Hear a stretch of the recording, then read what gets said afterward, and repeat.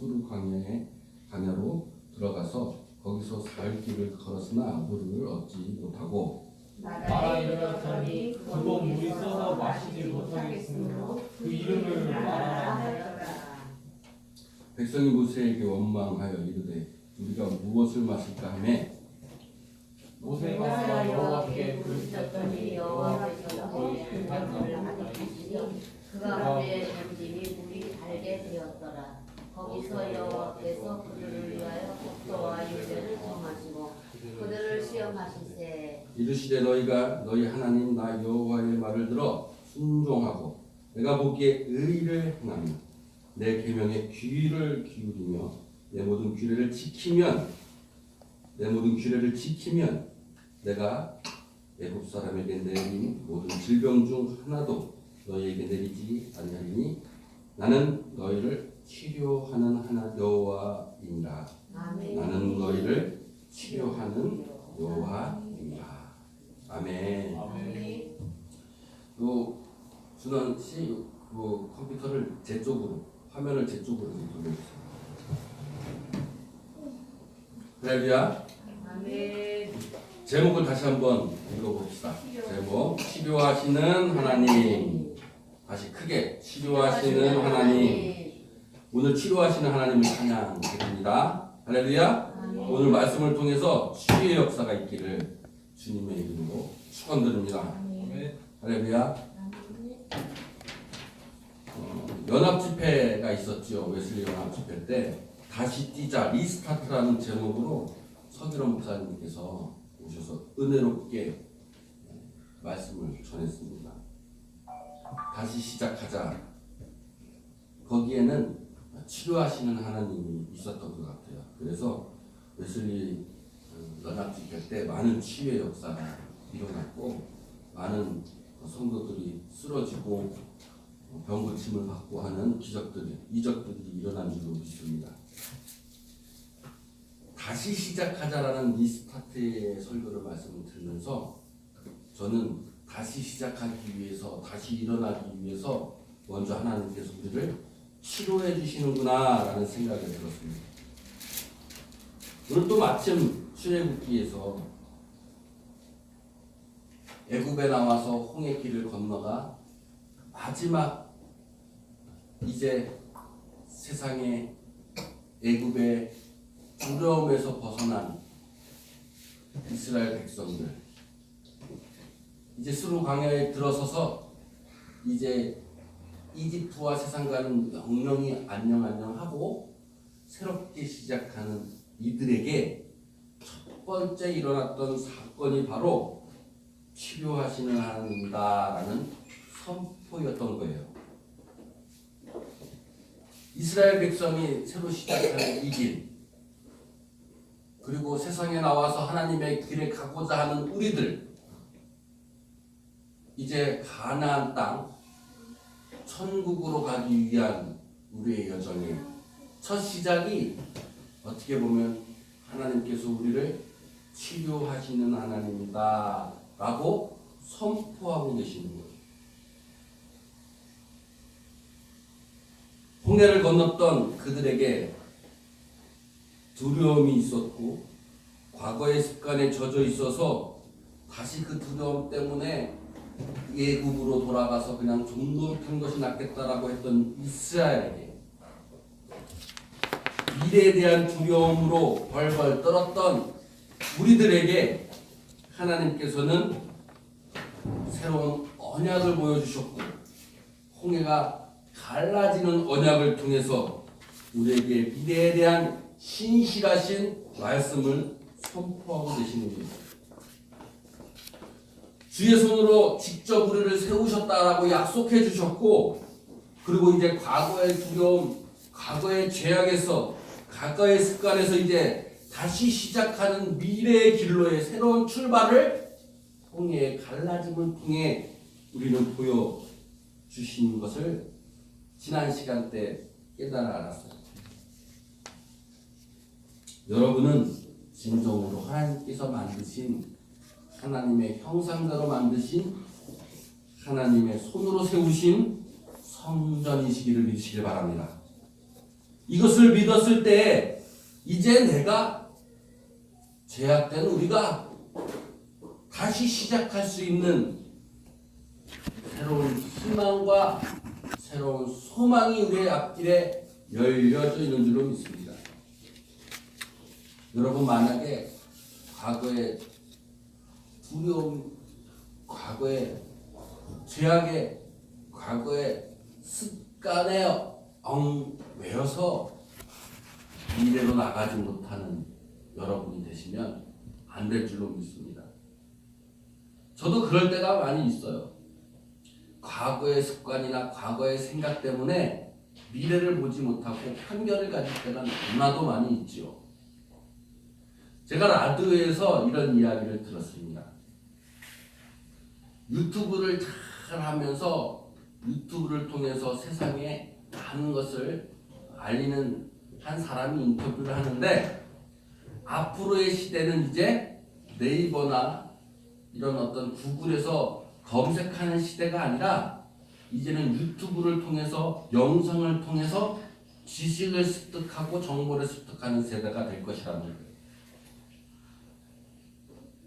저의 세대는 인터넷이 없었던 세대부터 시작해서 인터넷이 들어온 세대로 거쳐온 세대가 저입니다. 예전에 제가 공부했을 때는 정보와 지식을 얻기 위해선 선생님께 찾아가거나 백과사전을 뒤졌어야 됐죠. 그리고 글을 읽어야 됐었어요. 제가 중학교 때 처음 영어 시간 때 배운 게 뭐냐면 ABC를 배우고 사전 찾는 방법을 배웠어요. 1차적으로 책을 보는 방법이었죠. 이제 인터넷 시대 때는 사전을 뒤지지 않지요. 책을 뒤지지 않아요. 검색창에 가서 궁금한 거를 치면 검색한 것이 쫙 나옵니다. 그러면 우리가 눈으로 그것을 읽고 정보를 습득하는 거예요. 그림을 보고서 이해를 하는 시대예요. 이제 앞으로의 시대는 내가 글을 보고 그림을 보고 이해하는 시대가 아니라 남이 나에게 동영상으로 설명해주는 시대라는 거예요. 유튜브의 시대가 온다는 거예요. 동영상의 시대가 온다는 거예요.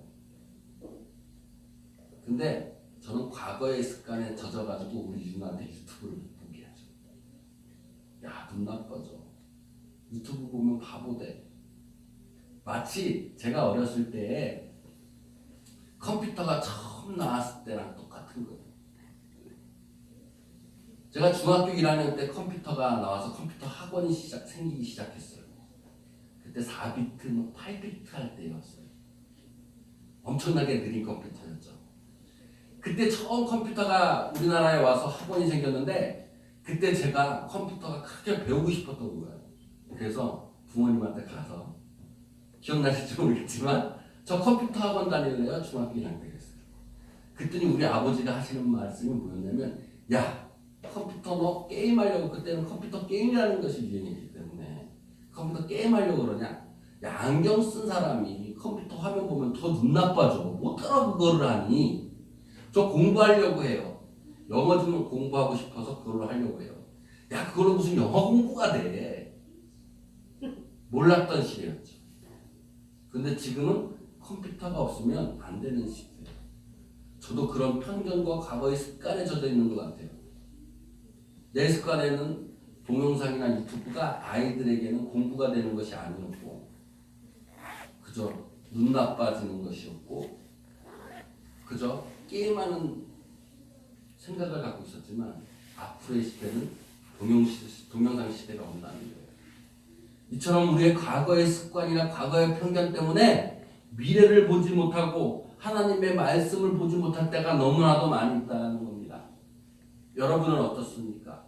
여러분의 과거의 습관에 젖어가지고 하나님의 새로운 말씀을 깨닫지 못하고, 아니 그런 게 어딨어 라고 생각할 때가 많이 있을 거예요.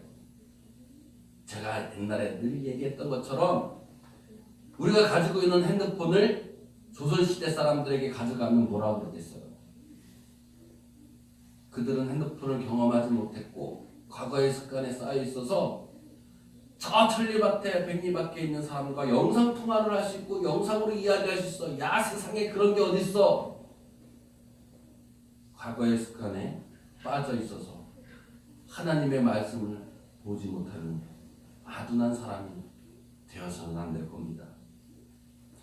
홍해를 가르고 미래로의 출발은 바로 과거에 젖어있던 우리의 습관 때문에 두려움에 떨었던 그들에게 하나님의 갈라짐의 언약을 통해서 미래의 두려움을 없애버리고 이제 너와 함께 손을 잡아주시며 새로운 언약을 맺어주시는 것이었어요.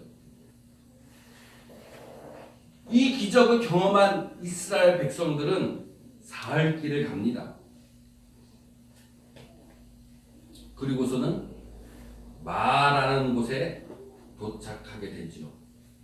사흘길 수르 광야를 가면서 물을 얻지 못한 백성들은 하나님을 원망하게 됩니다.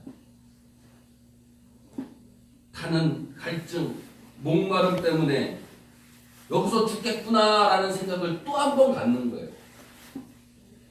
홍해가 갈라지는 그 무시무시하고 위대한 기적을 경험했던 이스라엘 백성들은 사흘길을 가지 못해서 다시 하나님을 원망하게 되는 거예요. 마라라고 하는 것은 스셈이라는 의미를 담고 있습니다. 오늘 성경에도 보니까는 23절에 마라에 이르렀더니 그곳 물이 있어서 마시지 못하였으므로 그 이름을 마라라 하였더라 라는 것입니다. 쓴물이 있는 우물가였기 때문에 이름이 마라였어요. 제가 이 마라의 히브리어를 다시 한번 파세해 보았어요. 파세해 봤더니 혼돈, 높은, 보이다라는 의미예요. 가장 높은 무질서를 보이는 의미를 담고 있는 거예요.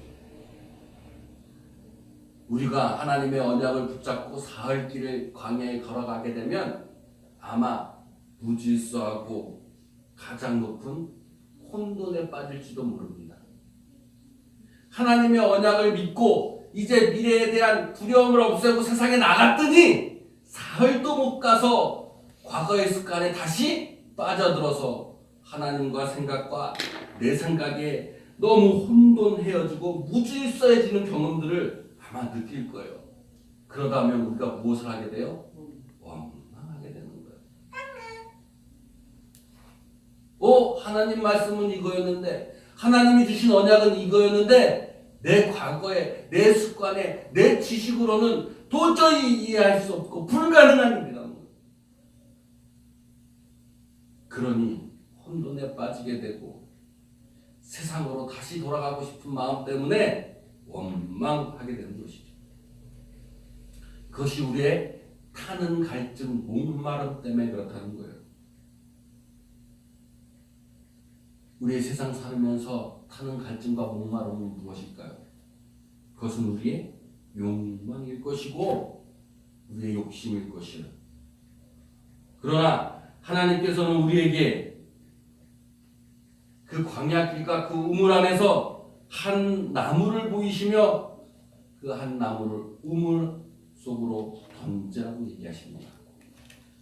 한 나무를 우물 안에 던졌더니 아니 글쎄 쓴물이 어떻게 단물로 변하는 거예요. 왜 하필 나무를 던지라고 했을까요? 그냥 하나님께서 그냥 쓴물을 그냥 말씀으로 그냥 달게 해라라고 해서 그냥 달게 해줄 수도 있는데 굳이 왜 나무를 던지라고 모세에게 명령을 했을까요? 우리는 여기서 잘 생각해 보아야 될 거예요. 우리가 성만찬을 할 때 예수님을 내 안에 영접하는 의식의 의미를 갖고 우리가 요식행위인 성만찬을 합니다. 쓸데없는 행위일 수도 있어요. 그냥 의미만 알고 있으면 되지요. 내 안에 예수님이 계시고 내 안에 하나님이 계시다는 것을 알고 있으면 되지요. 그런데 왜 굳이 성만찬이라는 요식행위를 해야만 되는 것이냐? 왜 굳이 한 나무를 던져야만 하는 것이냐는 거예요. 은혜의 도구로 사용하시는 거예요. 은총의 도구로 사용하시는 거예요. 우리는 은총의 도구와 은혜의 도구를 통해서 하나님의 말씀을 기억하는 것이에요. 왜 성전 앞에 십자가가 있냐 이거예요. 십자가가 없어도 십자가의 의미를 알 수 있지만 우리의 눈에 보이는 십자가를 통해서 표를 삼고 여호와를 기억하는 거예요. 하나님을 기억하는 거예요. 내가 왜 십자가 목걸이를 해야 안심을 가지듯이 상징적인 행위를 통해서 하나님은 우리를 기억하시길 원하시는 거예요. 굳이 한 나무를 던질 필요도 없지만 그 나무를 던져 버리게 됩니다. 그리고 하나님께서는 무질서한 우리에게, 혼돈한 우리에게 법도와 율례를 정하시는 거예요. 그리고 우리를 시험하신다고 말씀하고 계시죠.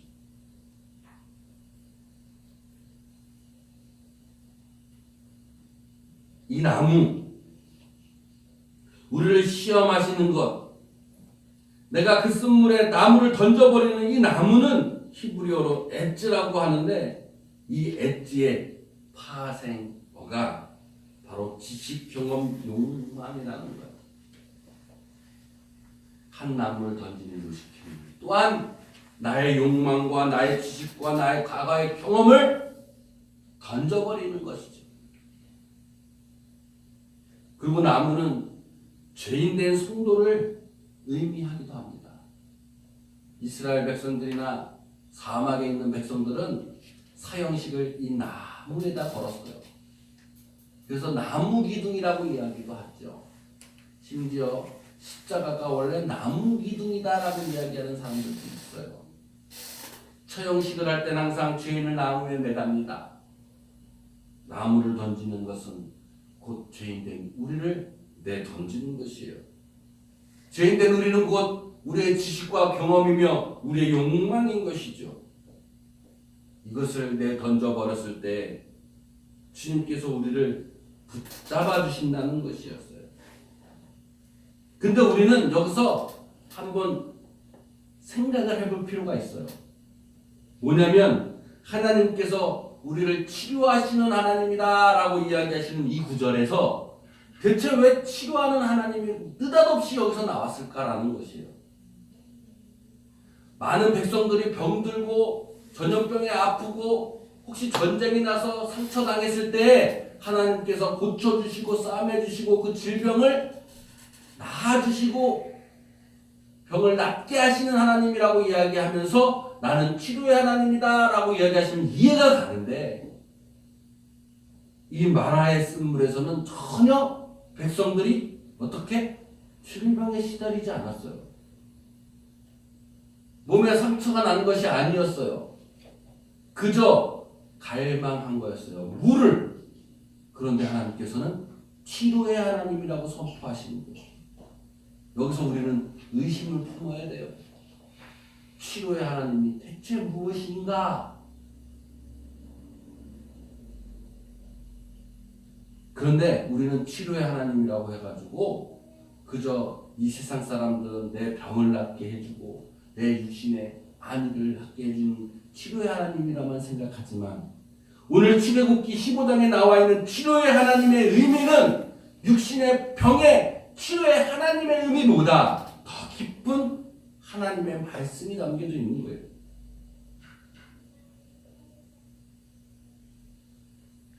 지금 제가 그 치료의 하나님을 이야기하려고 합니다.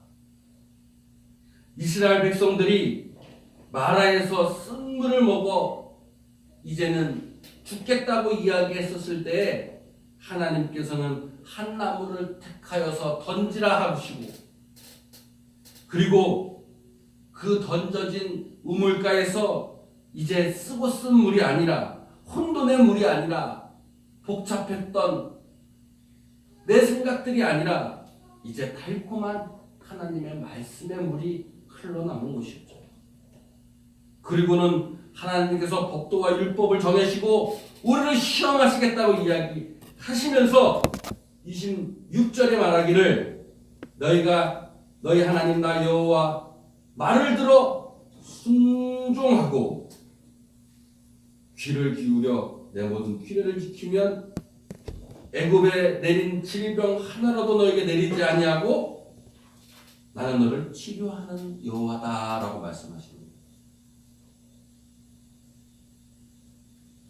먼저 우리는 치료하는 하나님을 경험하기 위해서는 하나님의 말씀을 듣고 순종하여야 하는 것입니다. 하나님의 말씀에 순종하는 것 너무나도 많이 알고 있죠. 많은 설교를 통해서 내가 순종하는 것이 무엇인지를 여러분 제가 설명하지 않아도 여러분 잘 알 거예요. 그러나 이 순종은 하나님의 명령에 의한 순종이기도 하지만 아래로부터 내려오는 또 아래로부터 올라가는 순종이어야만 합니다. 순종은 내가 하고 싶어야 하는 것이에요. 억지로 하는 것은 순종이 아니지요. 내가 순종하고 싶고 내가 무릎 꿇고 싶었을 때에 나오는 아래로부터의 순종이 여러분 하나님이 원하시는 순종인 줄로 믿습니다. 하나님 말씀에 순종하는 것은 곧 하나님의 부르심에 응답하는 것이었고 하나님 말씀에 순종하는 것은 곧 하나님의 우리에게 주신 사명과 사역을 감당하는 것이에요. 여러분에게 주어진 하나님의 사명과 사역을 감당하시길 바랍니다. 그것을 기쁨으로 순종하시길 바랍니다. 그럴 때 하나님께서는 우리를 치료하시는 하나님이시다 라고 이야기하시는 것이에요. 두 번째로 의를 행하는 사람이 되어야 된다고 말씀하고 계시에요. 하나님 보시기에 의를 행하는 것이 대체 무엇인 것이냐, 선하고 착한 행실이 대체 무엇이냐 라는 것은 예언서나 선지자서에 너무나도 많이 나오고 있어요. 이사야, 에레미야, 다니엘, 에스겔, 호세아 등등등등 많은 예언자와 선지자들이 하나님의 의를 행하라, 하나님의 공의를 행하라, 하나님의 정의를 시행하라라고 그렇게 선포하고 있는 것이에요. 이사야 1장 17절에 선을 배우고 정의를 구하며 학대받은 자를 도와주며 고아를 위하여 신원하며 과부를 위하여 변호하라는 것이 하나님의 의를 행하는 것이라고 이야기하고 있어요. 하나님의 의를 행하는 것, 내가 착한 일을 하는 것은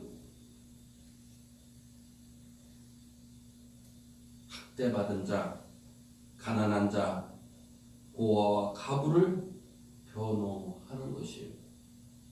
예수님께서도 처음 복음을 전파할 때 누가복음 4장 18절에 이사야 61장 1절을 인용하시면서 주의 성령이 내게 임하였으니 이는 가난한 자에게 복음을 전하시고 내게 기름을 부으시고 포로된 자에게 자유를 눈먼 자에게 다시 보게 함을 눌린 자에게 자유를 선포하게 하는 주의 은혜의 해가 되게 하심이라 라고 말씀하고 계시는 거예요.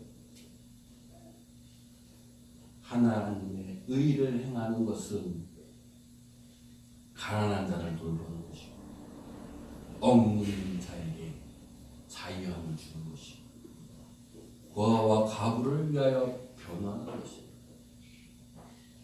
제가 누나 둘째를 입양하기로 마음 먹기 전에 하나님 앞에 무릎 꿇고 성전에서 자면서 기도했을 때 하나님이 저에게 주시는 응답이 바로 이것이었어요. 이사야나 많은 선지자들에게 이야기하는 것이 무엇이었냐면 하나님께 재물을 가지고 오고 하나님께 예배하고 하나님께 경외하는 것 이제 지겹다라는 것이에요. 하나님의 의를 행하라는 것이에요. 그것이 더 하나님께서 기뻐하신다고 말씀하고 계세요. 그러면 하나님의 의가 무엇이냐라고 이야기했을 때 선지자들은 과감없이 이야기합니다. 하나님의 공의와 하나님의 정의는 가난한 자를 보살피고 과부된 자를 변호하고 고아를 내버려 두지 않는 것이라고 말씀하고 계시는 거예요. 이게 수없이 나와요. 이 시대의 과부는 미혼모일 것이고 홀 부모들이 과부에 해당되겠죠.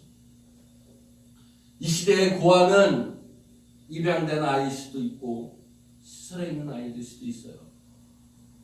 그들에 대한 과거의 편견 우리가 갖고 있습니다. TV를 틀면 드라마가 나오면 영화 속 장면에서 한 아이가 잘못된 일을 하게 되면 짜자잔 입양된 아이거나 고아거나 홀부모에서 키워진 아이들이 꼭 말썽을 피우는 것으로 드라마나 영화에 나와요. 심지어 아이들 백설공주를 봐봐요. 계모가 아이를 죽이기 위해서 백설공주가 쫓겨나 신데렐라가 계모한테 핍박을 받는 이야기로 확 차 있어요. 우리는 과거의 습관으로, 과거의 생각으로, 편견으로 우리는 미혼모나 고아들을 좋지 않은 시각으로 봤어요. 그래서 우리 속담에 애비 어미 없이 큰 자식이 저렇지 라는 이야기들을 할 때가 많이 있었죠. 하나님께서 원하시는 의는 내가 착한 일을 행하는 행위는 하나님의 정의와 공의를 실현하는 것이, 그것은 가난한 자와 없는 자와 과부와 고아를 보살피고 변화하는 일이에요.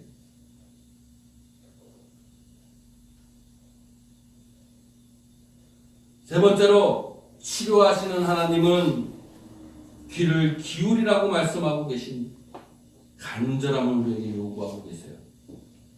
두드리라 구하라 얻고자 하는 자는 바로 간절함을 갖고 있는 자죠.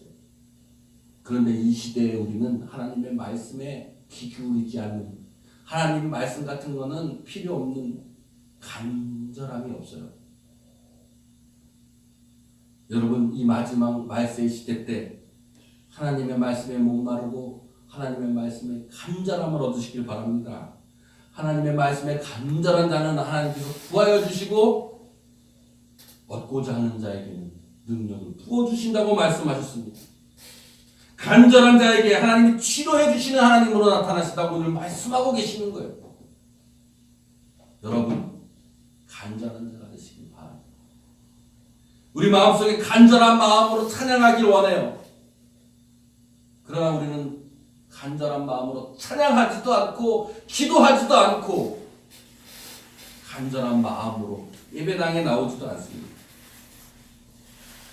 여러분, 간절한 마음, 찬양과 기도를 주님 앞에 드렸을 때 주님께서 우리에게 치료의 하나님으로 우리에게 오신다는 것을 믿으시기 바랍니다. 네 번째로는 규례를 지키라고 말씀합니다.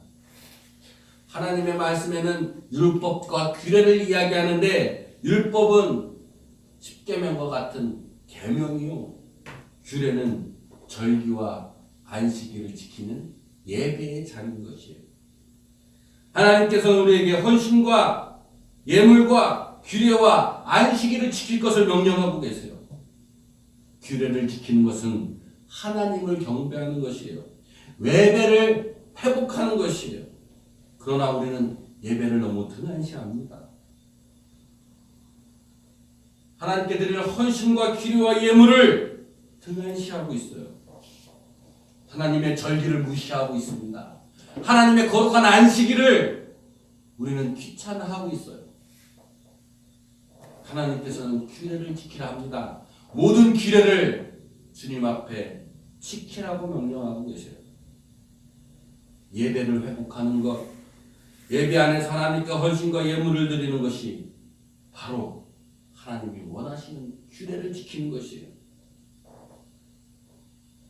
미가 6장 6절에 보면 예배 때 내가 가지고 나와야 할 것이 무엇인지에 대해서 잘 설명되어져 있습니다.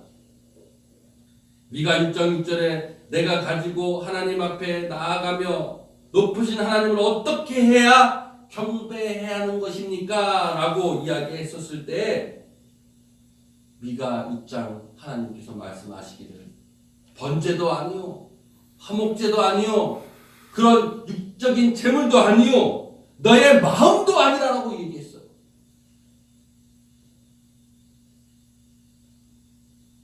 내 마음을 갖고 하나님께 드리는 것이 진정으로 하나님이 원하시는 하나님 경배입니까? 그것을 내가 가지고 나와야 됩니까? 라고 이야기했을 때 많은 사람들이 예배는 나의 마음을 드리고 나를 산 제사로 드려야지 진정한 예배라고 이야기했지만 미가서 6장에는 그렇게 나와 있지 않아요. 너의 몸과 너의 뜻을 하나님께 드리는 것도 아니라고 이야기하고 있어요. 그러면 무엇을 하나님께 드리는 겁니까? 미가서는 하나님의 정의를 드리고 인자의 사랑을 드리라고 이야기하고 있어요.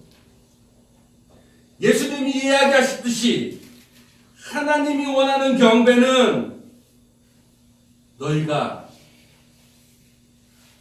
하나님의 정의를 실현하고 인자를 사랑하는 마음입니다. 여러분 하나님의 규례를 지키시길 바랍니다. 하나님의 정의와 공의와 사랑을 들고 주님 앞에 예배하길 원합니다. 그랬을 때 우리를 치료해 주시는 하나님을 아주 선포하고 계십니다.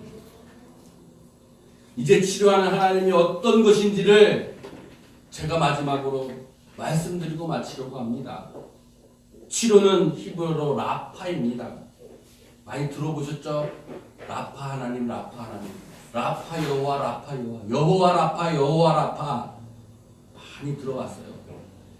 이 라파를 파쇄해 보니까 가장 높은 말씀, 열린 파워와 힘이라는 거예요. 치료의 하나님은 가장 높은 하나님의 말씀이 우리에게 열려 힘이 되어지는 것이 바로 우리에게 치료의 하나님이 되시는 거예요.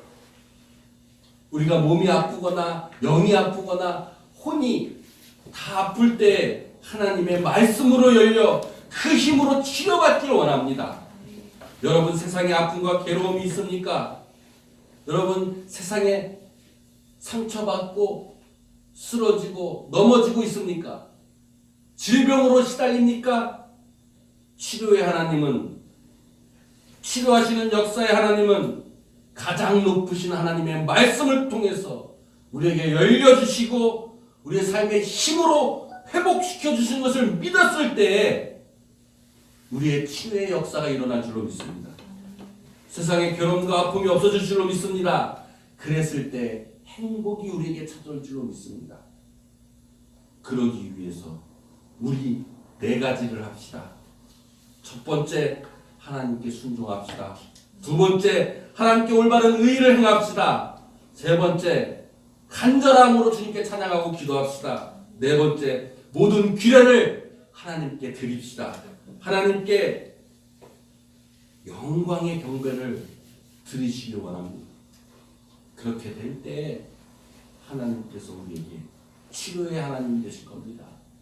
혼란하고 혼돈했던 나의 마음과 나의 생활들이 이제는 쓴 것이 아니라 가는 것으로 변해질 겁니다.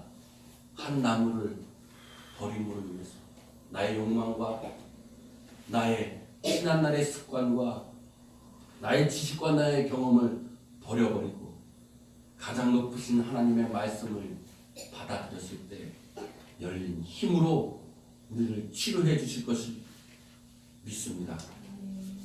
우리 치유의 하나님을 경배하길 원합니다. 우리 찬양하고 오늘 말씀대로 통성으로 기도하기를 원합니다.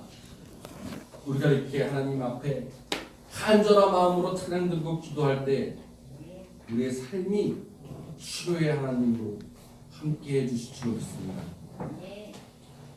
주 사랑이 나를 숨쉬기에 우리 다 같이 일어나서 찬양하고 통성으로 기도할 때 치료의 하나님이 여러분과 함께 하시기를 주님의 이름으로 축원합니다.